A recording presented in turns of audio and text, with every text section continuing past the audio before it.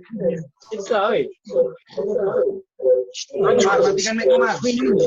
are already in existence today. In the future, however, these hitherto self-contained systems will be connected together in a comprehensive network. All devices, machines, and materials will be duly equipped with sensors and communications technology and connect to each other. These systems are known as cyber-physical systems. The highlight is that they communicate with each other and also control each other cooperatively.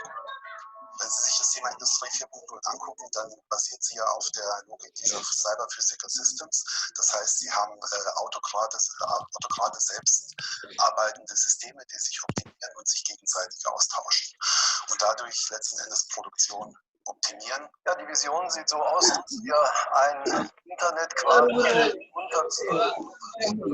das heißt, Teilnehmer eines Internet der Dinge ist. Jedes Gerät hat damit eine eigene IP-Adresse, ist damit adressierbar in diesem Netzwerk. For the customers, this means tailor-made products at relatively affordable prices. For industry, it means highly flexible mass production that can be rapidly adapted to market changes, because in the future, product life cycles will be even shorter. Another reason why it's increasingly important to depict engineering across the entire life cycle. Maintenance, for instance, is planned in from the very start.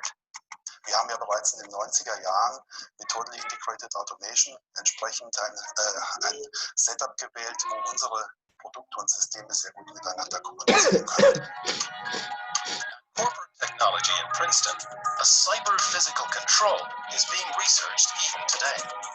The vision, the control, and all linked sensors are connected to the internet. One potential scenario is enabling the PLC to react to utility pricing information in building automation. We can enhance PLCs to use simulation to calculate how much to pre-cool a building, with the ultimate goal of turning off the cooling system during peak time. But that's just the beginning. We prototyped capabilities in the PLC to access big data in cyberspace in real time. And we've also enabled a network of PLCs to connect to a dynamic simulation of the entire physical process. Siemens is shaping the future of industry. Connecting the real with the virtual world of production is making it possible to enter entirely new dimensions in quality, efficiency, and flexibility. The company is well prepared for Industry 4.0.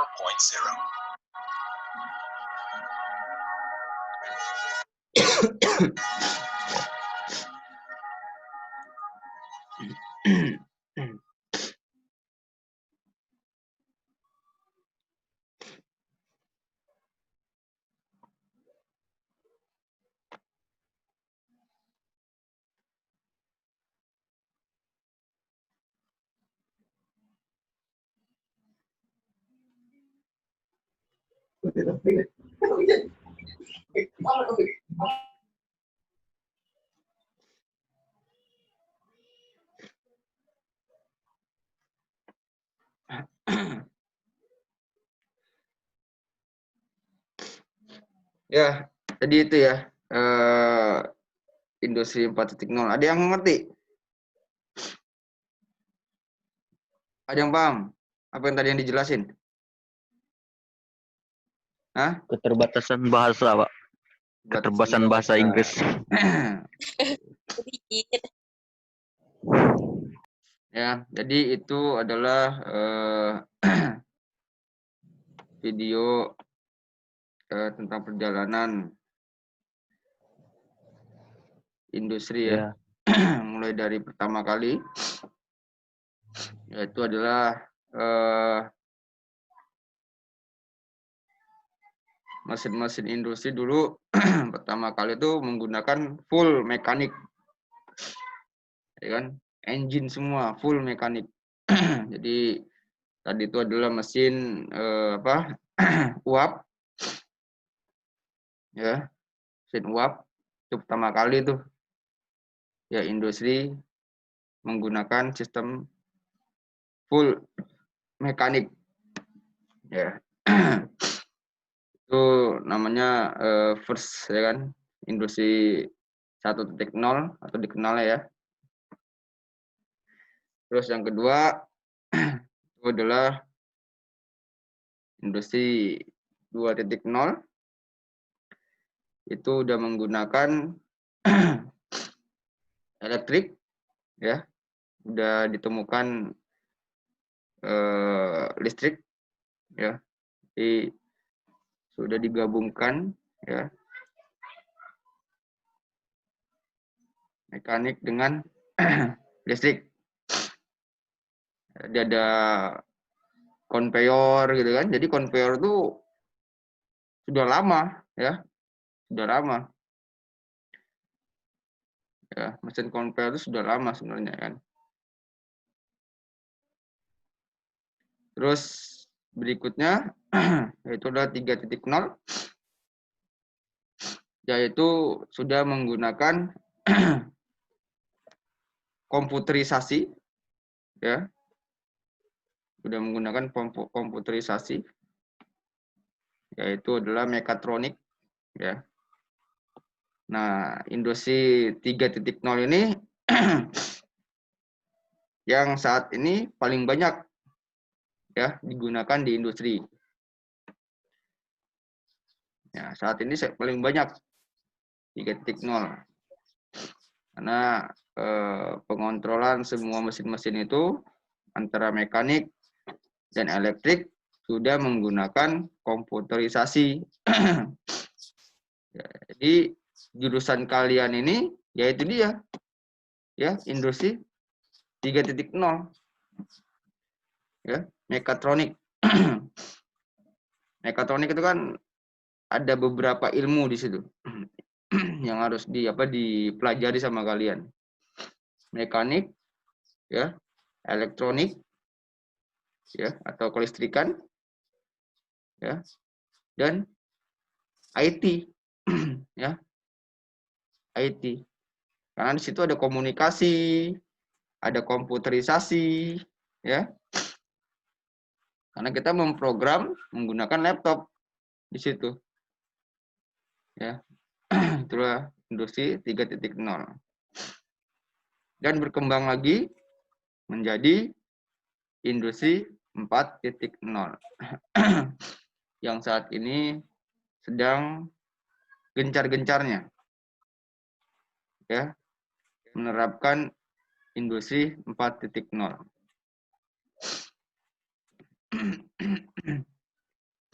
Apa tuh industri 4.0? Industri 4.0 itu adalah perkembangan dari industri 3.0, ya, yang menggunakan mekanik, elektrik, dan komputerisasi, ya. Nah, ditambah lagi satu yaitu adalah Internet of Things atau dikenal dengan cyber physical, ya, cyber physical, big data tadi kalau dia bilang kan. Itu dia industri 4.0. Jadi kalau kalian lihat tadi industri yang sudah menerapkan menggunakan sistem 4.0, yaitu industri itu sepi dia, ya. Kalau kalian tadi lihat ya di video itu, ya, itu industri seperti bukan industri yang biasa kita lihat gitu kan, yang banyak orangnya, ya, yang banyak orangnya. Nah, yang sekarang ini industri 4.0 ini, ya, tidak banyak menggunakan orang. Ya, tidak banyak menggunakan orang. Ya, tidak banyak menggunakan orang. Lalu orangnya kemana? Nah, kemarin yang udah saya jelaskan kan. Jadi bukan artinya industri 4.0 itu adalah manusia sudah tidak lagi dibutuhkan. Bukan, ya. Manusia tetap dibutuhkan. Tapi yang sesuai dengan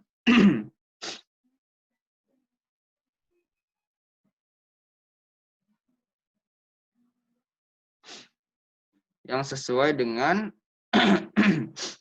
kan koridornya atau hakikatnya manusia, ya. Nah, koridornya manusia.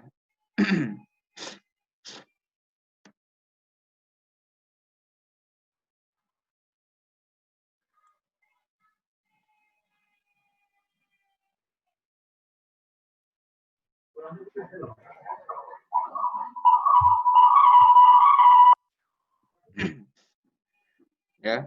Nah, jadi tetap manusia tetap dibutuhkan di dalam industri 4.0. Yaitu ya tadi yang udah kita lihat sama-sama di video itu kan. Yang merawat mesin-mesin itu siapa? Ya kan? Nah, yang memonitoring mesin-mesin itu siapa?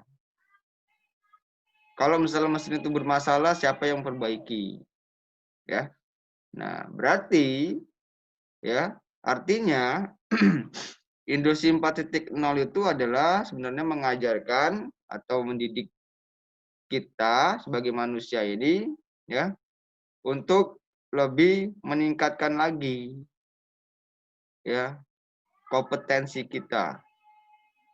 Ya. Makanya kemarin saya jelaskan kan teknologi itu terus berkembang.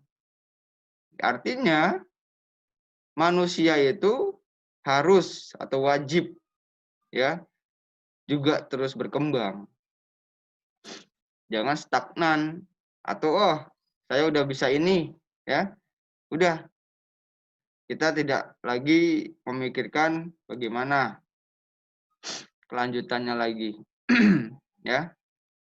Tidak bisa seperti itu kita. Ya. Nah, makanya industri 4.0 ini sekali lagi bukan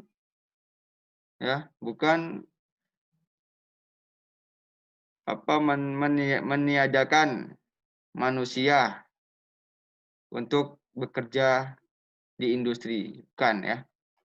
Artinya tetap manusia itu atau kita itu dibutuhkan, masih tetap dibutuhkan. Ya, jadi seperti itu dia. Ya. Nah, jadi industri 4.0 itu semuanya sudah totally tadi dia bilang kan, totally full integrated ya. Jadi semuanya sudah total integrasi semua. Apa saja? Ya. Ya semuanya mau dari sistem engineering-nya ya ataupun sistem administrasinya atau manajemennya. Nah, kemarin saya udah ngasih contoh kan ke kalian kan, yaitu adalah seperti Gojek, ya. Kita pesan ini, tinggal tekan, habis itu sampai sesuai dengan keinginan kita, ya. Semuanya ada, harganya ada, ya, billingnya ada, dan makanannya sesuai dengan yang kita butuhkan. Itu ya yang dimaksud dengan industri 4.0. Jadi sama di industri itu juga begitu. Misalnya ada industri otomotif ya. Orang-orang itu bisa memesan melalui misalnya websitenya ya. Saya mau mobil ini, catnya warnanya ini, ya kan? Bannya dikasih ini, ya lampunya dikasih ini itu. Nah. Ya, tinggal itu kalian apa memilih sendiri. Habis itu tinggal oke, ya sampailah itu, ya mobil itu diproduksi sesuai dengan keinginan kita. Ya, jadi yang dimaksud dengan totally integrated system itu dia. Jadi bukan hanya ya masalah engineering saja atau masalah keteknikan saja. Jadi semuanya sudah full ya, full integrasi, full system. Ya. Jadi contohnya kayak mesin ini ya, produksinya sudah berapa, ya, udah mencapai target belum, itu sudah tidak ada lagi, ya, orang-orang yang jalan-jalan, ya, melihat atau mencatat, plan ini sudah berapa produksinya, plan ini sudah berapa produksinya, nah, sudah tidak ada lagi, ya, semuanya sudah tersistem semua. Makanya tadi kalian sudah lihat sendiri kan, industri yang udah menerapkan industri 4.0, ya orangnya tinggal di mana? Ya orang-orangnya ya tinggal memonitoring, melihat, ya, terus mengambil sampling untuk mengkualiti apa yang harus dikembangkan lagi dari sistem ini, gitu kan? Nah, makanya kemarin saya bilang, jadi kalau kalian nanti di interview dalam bekerja, ya, kalian bilang, kalau Bapak Ibu membutuhkan orang-orang yang berpengalaman di luar sana banyak, ya. Tapi kalau Bapak Ibu memerlukan orang-orang yang bisa berkembang, ya. Dia belum mandi tuh ngomong. Nah, pilih saya. Nah, seperti itu kan. Tadi kalau kalian lihat di video itu, secara tidak langsung apa yang saya omong itu ada di situ. Ya. Ya, ada tadi di video itu. Kalian lihat tadi kan, ada beberapa orang yang melihat, ya, sebuah circuit board itu kan, elektronik itu kan, itu mereka tuh sedang melihat apa yang bisa dikembangin dari sini, ya, seperti itu. Terus melihat, mendiskus apa tadi di ruang control room, ya, jadi ada orang laki-laki dan perempuan sedang membicarai, ya kan, ini sedang memonitoring. Nah, itu adalah bagaimana supaya ini dikembangkan lagi, ya, sistem ini dikembangkan lagi untuk menjadi sistem yang lebih sempurna lagi, ya. Jadi seperti itu dia. Ya, jadi yang dibutuhkan saat ini adalah bukan orang-orang yang berpengalaman, tapi orang-orang yang bisa berkembang, ya, mengikuti perkembangan teknologi yang saat ini. Itu yang dibutuhkan, ya. Makanya kalian harus bisa seperti itu, ya. Yaitu ya, penjelasan tentang industri 4.0. Di sini ada pertanyaan? Halo? Ada yang ditanyakan dari sini? Dari industri 4.0? Tidak ada, Pak. Tidak ada.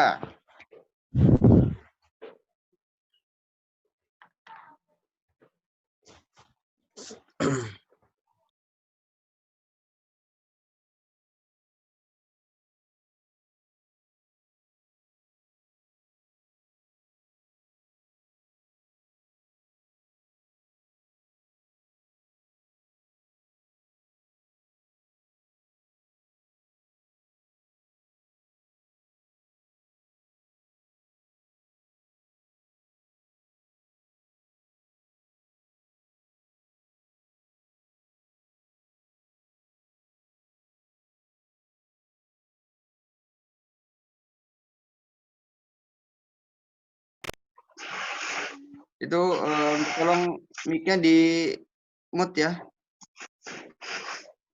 Tolong mic-nya di mute. Ya, jadi ada ini pendidikan tinggi, menengah atas, ya.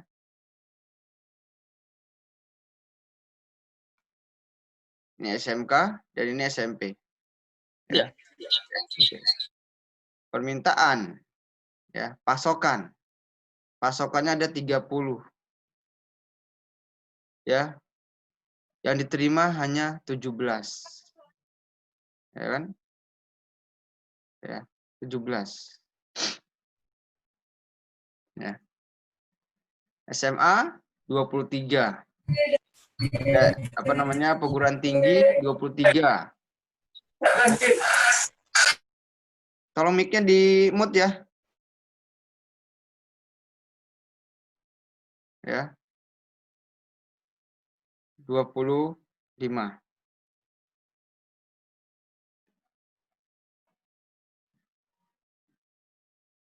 Ya, ini adalah grafiknya. Nah, kenapa permasalahannya seperti ini? Ya. Permasalahan seperti ini karena kebanyakan di SMK ini dia. Nih. Ini yang tadi saya maksud itu adalah dimensi skill. Ya, dimensi skill. Ini dia. Ini adalah academic base. Ini yang ada di SMK kebanyakan. Ya. Setelah saya mengambil kesimpulan, setelah saya sering ke SMK, saya melihat bahwa SMK itu ini dia. Ini saya simpulkan. Yang pertama adalah task skill.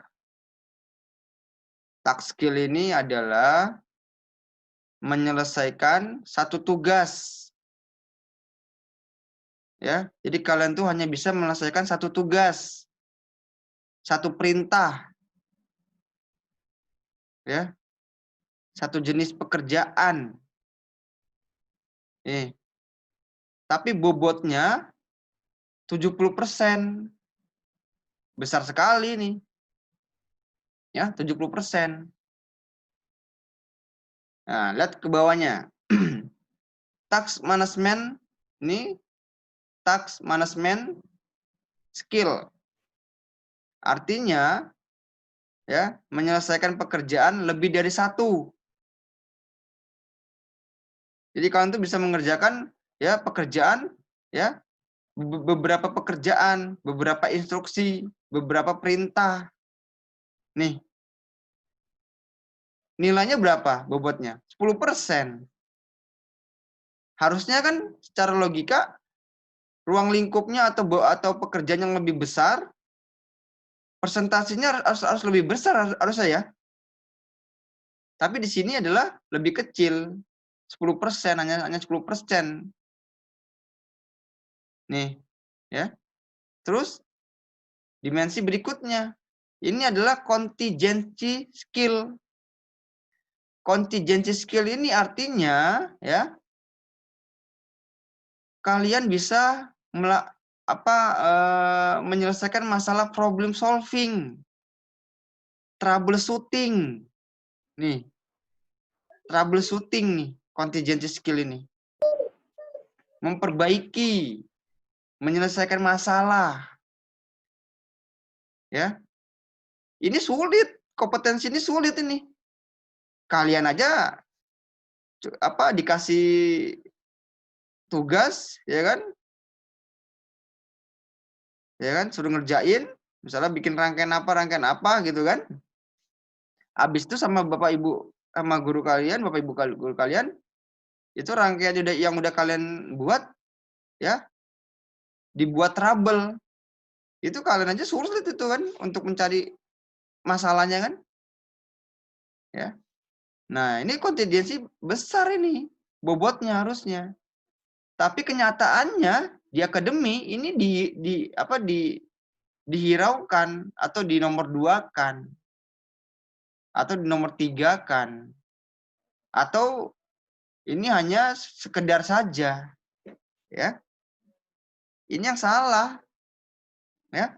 Bobotnya cuma 10% padahal ya level skillnya ini tinggi, contingency skill ini ya. Nah, yang berikutnya adalah job role. Job role itu adalah kalian bisa membuat estimasi pekerjaan, membuat SOP pekerjaan, ya, bertanggung jawab, ya, ini pun juga besar, ya, skillnya, etos kerja kalian, ya, semangat kerja kalian, ini ada di job role, ya, tapi kenyataannya di akademi di SMK ini dihiraukan, bobotnya kecil, ya. Nah, ini yang salah. Ya, ini yang salah. Contingency skill contain problem solving.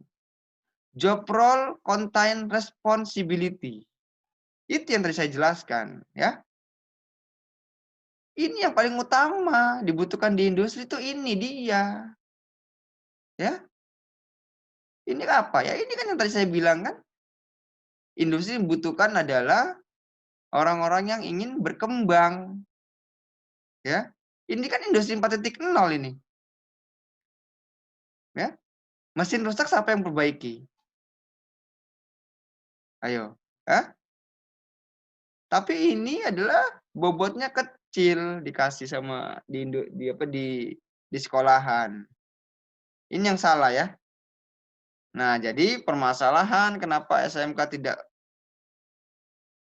dibutuhkan di dunia industri atau di dunia pekerjaan, problemnya adalah ini dia. Ya, ini dia. Ya, mungkin ini bisa sebagai buat masukan untuk Bapak Ibu guru ya. Supaya ini coba diperhatikan. Ya, ini dia. Yang benar adalah seperti ini. Nih dia, yang benar adalah ini. Industri batch. Ini adalah yang not good.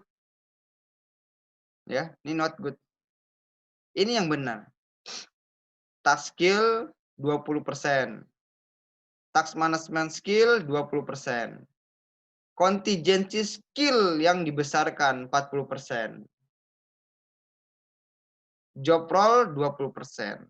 Ini yang benar Bapak Ibu. Ya. Ini yang benar. Ya. Ini yang tadi saya maksud adalah dimensi skill. Ya. Nah, sebenarnya ini ada lagi satu lagi. Ini kan cuma 4, satu lagi adalah transfer skill. Transfer skill itu adalah ya dari kalian menguasai satu produk, satu harus bisa menguasai juga produk yang lain-lainnya. Itu namanya transfer skill. Ya. Kalian bisa membuat rangkaian konvensional, harus bisa juga mentransfer dari rangkaian konvensional itu menjadi bahasa pemrograman.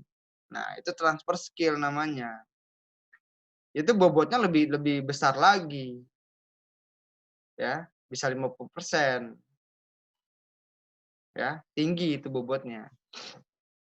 Itu dia.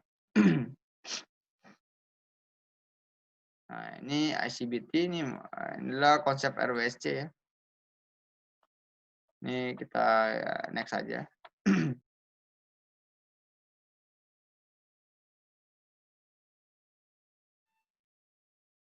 Nah, ini sistem develop life cycle RWSC ya.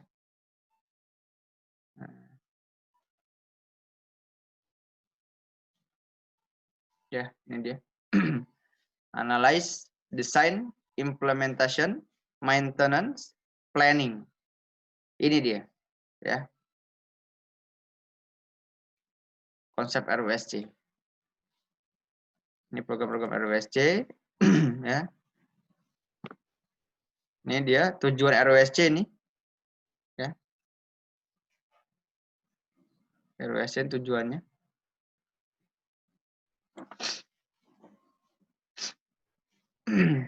Permasalahan pendidikan vokasi di tahun 1 sampai 3 lulusan tidak terserap oleh kebutuhan perusahaan karena memiliki kompetensi yang kurang. Rendahnya mempertekan keahlian yang diperoleh sehingga tidak dapat menyelesaikan tugas kerja. Itu dia. Ya orang yang SMK hanya bisa menyelesaikan satu tugas. Sedangkan kalau di industri kalian harus bisa menyelesaikan bertugas-tugas, ya kan, beberapa tugas-tugas. Ya, ini dia, ya. Kurangnya pengalaman praktek serta memiliki kemampuan inovasi yang buruk. Nah, ya kan, inovasi yang buruk, ya. Nah, kurangnya semangat dalam kerja tim. Ya, tadi kan kerja tim. Jadi kalian harus bisa berkolaboratif, ya, berkolaborasi. Dan rendahnya kemampuan komunikasi, ya. Komunikasi harus diperbaiki kalian. Kurangnya pengalaman dalam praktek, rendahnya kemampuan dalam berinovasi. Ya, benar ya yang saya ucapin tadi ya. Jadi kalau Bapak Ibu memerlukan orang yang berpengalaman, di luar sana banyak. Tapi kalau Bapak Ibu memerlukan, ya, perusahaan ini untuk berkembang, ya, berinovasi, saya orangnya. Nah, itu dia ya. Seperti itu. Jadi itu ingat-ingat kalau kalian di interview, ucapkan kata-kata itu.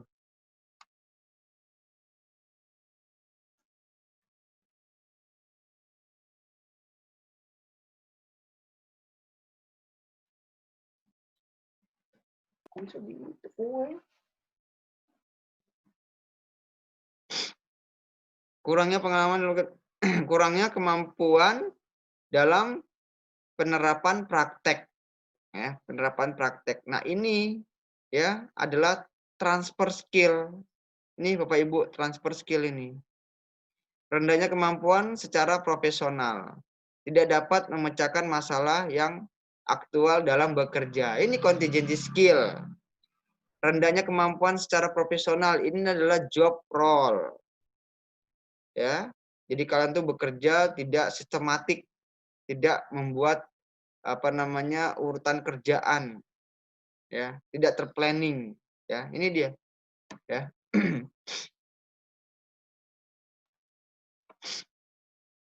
Nah, ini solusi ICBT. Ini solusi ICBT atau etos kerja, ini bisa juga. Berpikir seperti industri, ya, membentuk sikap dan attitude. Skill set apa diminta industri, ya. Jadi skill apa yang diminta di industri, ya. Bukan industri meminta skill kita, bukan, ya. Itu yang salah, ya. Skill set apa yang diminta di industri, yang dibutuhkan industri. Itu yang harus kalian asah, ya. Sikap kerja bagaimana yang diminta di industri, ya. Yang tadi udah kita jelaskan, ya. Industri hanya menerima, ya, orang-orang yang job ready, ya, job ready. Tantangan atau troubleshooting apa yang ada di industri. Pekerjaan atau job role seperti apa yang diperlukan di industri. Apa kebutuhan industri di masa yang akan datang. Nah, ini kan transfer skill. Produktivitas.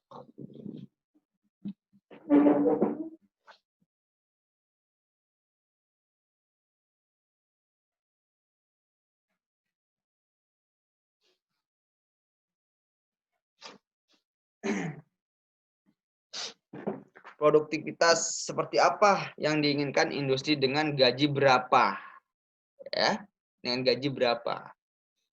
Apa yang harus dilakukan dan disiapkan oleh pendidikan vokasi untuk industri. Mewarnai ICBT. ICBT ini adalah Industry Competency Based Training, ya. Kompetensi industri, ya, tempatnya kompetensi industri. Ini dia. Dengan warna industri, attitude industri, skill industri, knowledge industri. Ya. Ini yang harus kalian punya, ya. Attitude-nya ya attitude industri, skill-nya ya skill industri, knowledge-nya ya pengetahuannya pengetahuan industri. Ya, itu dia. Membangun attitude sebagai pilar utama industri, yaitu revolusi mental. Siswa harus memiliki 1, spirit terhadap perusahaan. Ya. Di dalam sebuah perusahaan, siswa akan menjadi bagian dalam tim. Yang 3, dengan memiliki semangat terhadap perusahaan. Industri akan mempertimbangkan pekerja dari segi kualitas, biaya, tanggung jawab. Nih dia. Ya. Kualitas, biaya, tanggung jawab. Kalau saya menerima kamu, ya, apa? Pasti industri itu akan berpikir tentang biaya-biaya. Apa keuntungannya untuk saya?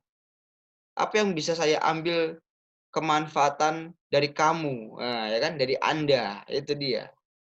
Ya. Dan terakhir ada tanggung jawab. Ya, ini dia. Ya. Pilar utama industri. Nah, ini adalah 4 pilar yang harus dimiliki lulusan SMK. Tadi yang sudah saya jelaskan, task skill, task management skill, ya, contingency skill, environment skill atau job role. Ini dia. Kemampuan menyelesaikan satu task, satu tugas. Keterampilan menyelesaikan beberapa tugas dalam satu jabatan tertentu. Keterampilan menganalisa solusi atas permasalahan yang ada atau troubleshooting. Kemampuan bertanggung jawab dalam lingkungan pekerjaan. Ini dia ya, yang harus kalian miliki.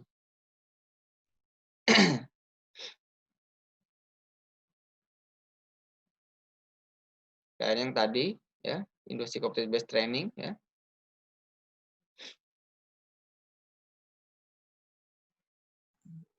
Nah, ini konsep pembelajaran yang menurut saya sangat efektif, membantu ya, dari negeri Cina ya. Ya, dari negeri Cina. Yaitu konsepnya adalah doing, teaching, learning. Ya, doing, teaching, learning. Apa artinya maksudnya? Maksudnya adalah kalian atau siswa belum bisa apa-apa, belum mengetahui apa-apa, ya, sudah lakukan dulu saja. Ya, jadi pertama harus melakukan, ya, melakukan dulu, lakukan dulu, kerjakan dulu, sambil diajarkan, teaching, sambil diajari. Ya, sudah melakukan, sudah diajari, sambil diajari, dan terakhir adalah learning, belajar sendiri, self learning, belajar sendiri. Contoh, saya kasih contoh. Kalian tidak tahu atau tidak mengetahui sama sekali apa itu yang namanya misalnya relay, ya, atau sensor, atau apalah, peralatan apa, ya, kita ambil aja relay, ya. Nah, ya, relay. Nah, yang benar, ya, kalian itu harus tahu dulu, ya, barangnya mana. Ada dulu, harus ada dulu barangnya. Oh, ini relay. Sambil diajarkan. Jadi jangan sampai teaching ini di depan tanpa melakukan doing. Siswa ini tanpa melakukan doing. Kebanyakan yang saat ini adalah teaching ini di depan. Habis teaching, diajari tuh kan, terangin. Habis itu suruh belajar sendiri, suruh belajar. Habis itu doingnya belakangan. Ya. Doingnya belakangan. Ini yang menurut saya salah. Kenapa kalau doing ini ditaruh di belakangan? Ya, ini juga saya kasih contoh. Kalau doing ini ditaruh di belakangan, ya, ini ada kasus contoh. Pada saat kita kegiatan belajar mengajar, ya kan? Nah, kan Bapak Ibu guru ini kan pekerjaannya kan saat ini profesi guru ini kan bukan saat ini tuh bukan hanya sebagai pengajar saja, tapi juga ada pekerjaan yang berupa administrasi. Jadi yang sebentar-bentar rapat sini, rapat sana gitu ya. Nah, ini problemnya kalau doing belakangan. Pada saat kegiatan belajar mengajar atau praktek sedang berlangsung, ya, tiba-tiba ya Bapak atau Ibu guru dipanggil kepala sekolah untuk rapat. Ya, untuk rapat. Yang tidak tahu sampai kapan, sampai jam berapa selesainya. Ya. Nah, tiba-tiba selesainya itu ya pas sekali waktu jam pulang sekolah. Ya kan? Nah, jam pulang sekolah. Nah, ini di tengah kegiatan belajar mengajar ini, kegiatan praktek ini, siswa ini ada mengalami permasalahan atau problem. Karena dia doing-nya ini ditaruh di belakangan, ya. Sedangkan tentang relay, misalnya membahas tentang relay ya, relay atau kontaktor gitu lah. Atau sensor. Karena yang sudah dijelasin adalah teaching, ya, teaching, diajari, ya, belum melakui, diajari, baru dikasih penjelasan saja. Relay itu gini. Habis itu belajar sendiri. Nah, doing-nya ini di praktek nih. Ya. Nah, yang diajari sama barang yang ada itu beda. Ya kan? Nah, anak ini pada saat kegiatan belajar ini mengalami permasalahan itu. Tapi dia mau nanya, Bapak Ibu guru lagi rapat, gitu kan? Akhirnya apa? Ya sudah, namanya anak-anak, ya, udah deh, ya, mereka apa? Bukannya mencari permasalahan itu, tapi apa? Bercanda, ya kan? Main-main, ya kan? Bercanda-canda dengan teman-temannya. Nah, dan sampai akhirnya waktu pulang pun tiba, gitu kan? Waktu pulang tuh tiba. Ya namanya anak-anak, ya kan, Bapak Ibu guru sudah selesai rapat, nyampe ke kelas atau di bengkel atau di workshop, ya, waktunya sudah mau pulang, tiba-tiba guru bilang, ayo anak-anak kita beres-beres. Ya, kita beres-beres waktunya pulang. Ya namanya anak-anak disuruh pulang pasti apa? Senang. Ya, pasti senang. Jadi yang tadi dia punya masalah, punya problem, lupa. Ya, lupa dia. Nah, ini terjadi terus-menerus, Bapak Ibu.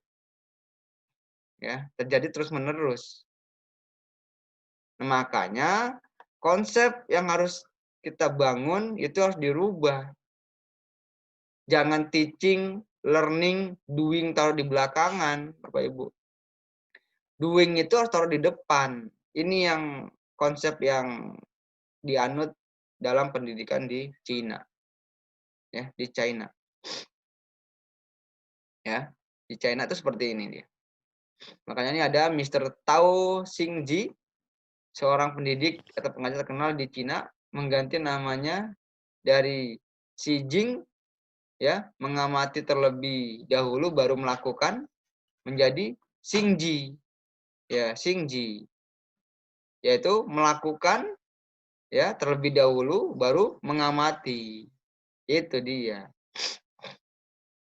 Ya. Secara logika ini sangat efektif Bapak Ibu. Ya, secara efektif secara logika nih.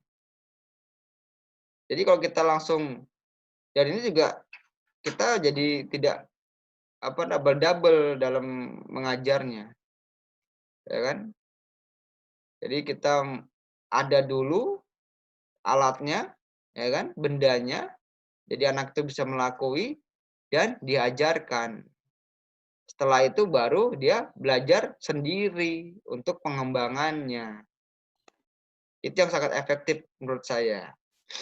Ya. Jadi konsepnya adalah yang benar, maksudnya bukan benar bagi saya ya, benar bagi saya. Doing, teaching, learning. Itu dia. Ya. Dan kalian juga sebagai siswa juga harus aktif. Ya, harus aktif. Ya. Harus aktif, jangan pasif. Ya. Kalian cuma mendapatkan sebuah teori, tapi kalian tidak paham apa tuh teori itu. Ya kan? Nah, dari kalian pun juga harus aktif ya, jangan pasif. Itu dia. Oke, berikutnya. Nah, ini dia ya, konsepnya. Yang tadi saya jelaskan. Nah, ini adalah level kompetensi ya.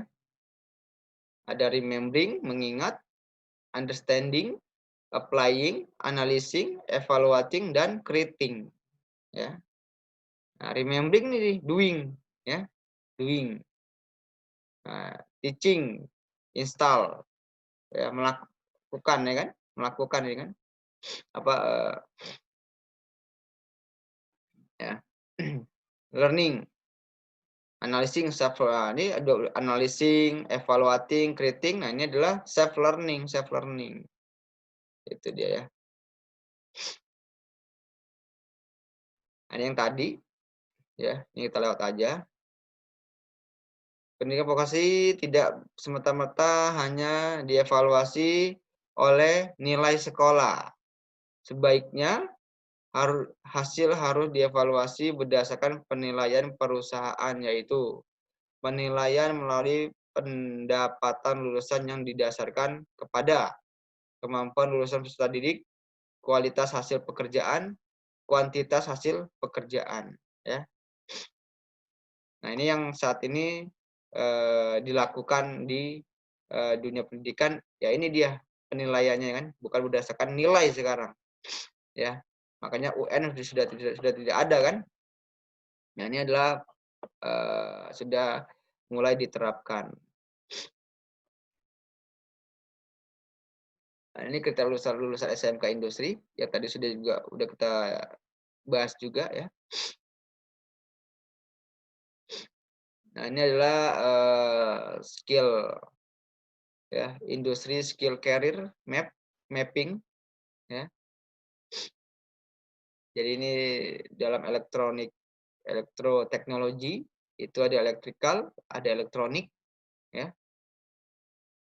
Ini masuknya di level-level mana gitu kan. Ya. Nah, nanti adalah pencapaian dalam karir ya, karir di industri ya. Otomatis masalah pendapatan ya, pendapatan. Semakin besar levelnya, maka hasil atau gaji kalian yang dicapai juga semakin besar. Ya, itu dia. Oke, ini next saja. Nanti tinggal bisa dibaca. Ini adalah level-level ya. Level-level, jadi kalian level 1, level 2 yaitu harus bisa apa. Bisa dibaca. Nah, ini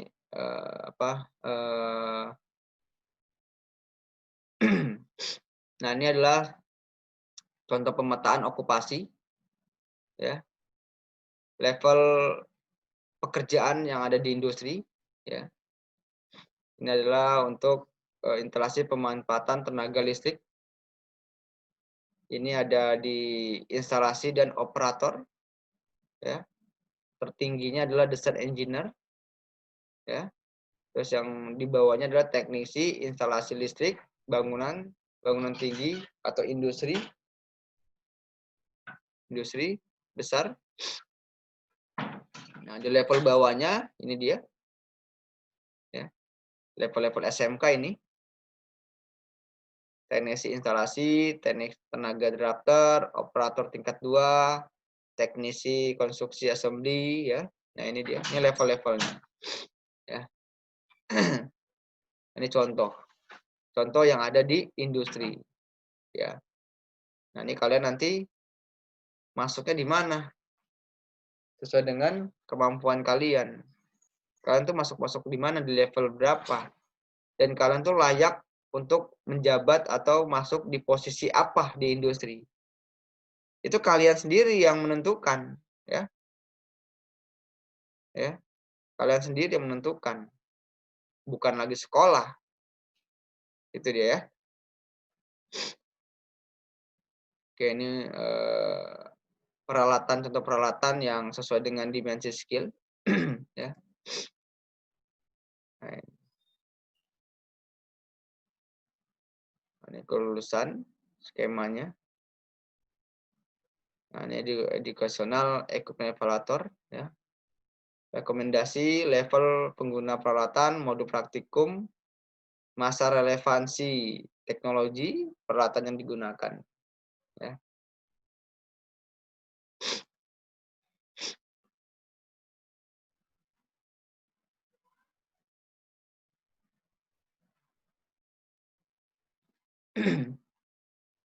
Oke. Selesai. Ada pertanyaan? Ini kok makin berkurang ya? Apa yang hadir ya? Kemarin ada 62.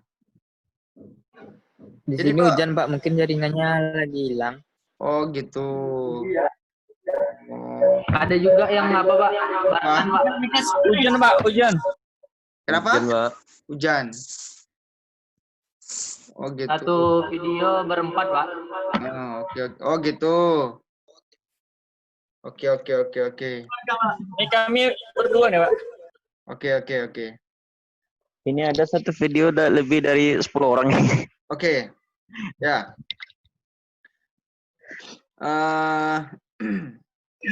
Koneksi, Pak. Oke. Ya. Oke. Ini udah dibikin kelompok ya kemarin ya? Sudah ngirim tugas ya? Sudah, Pak. Sudah, Pak. Itu ada... Udah, Pak.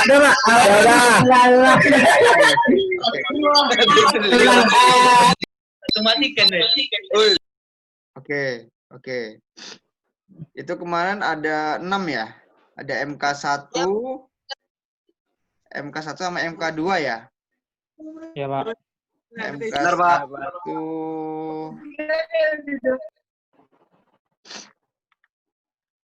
Ya, ada 6. MK1, MK2 ada